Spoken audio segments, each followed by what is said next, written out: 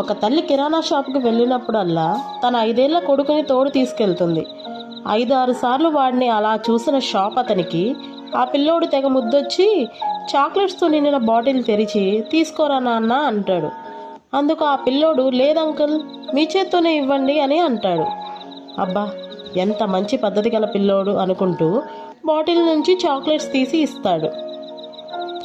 దారిలో తల్లి పిల్లోడిని అడుగుతుంది, అంకుల్ చాక్లెట్స్ తీసుకోమన్నాడుగా, మరి నువ్వెందుకు తీసుకోలేదు? వాడి చిన్న బుర్ర ఇచ్చిన జవాబు మనకి చాలా గొప్ప పాఠం నేర్పిస్తుంది. నా చెయ్యి చాలా చిన్నది కదమ్మా, నేను తీసుకుంటే చాలా తక్కువ చాక్లెట్స్ చేతికి అందేవి.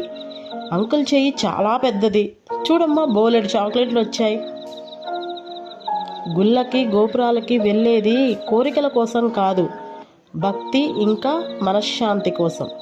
మనం కోరుకోకున్నా దేవుడు ఇస్తాడు. ఈశ్వరుని చెయ్యి చాలా పెద్దది, తన చేత్తో ఇస్తే ఎలా ఉంటుందో తెలుసా? ఆలోచించు.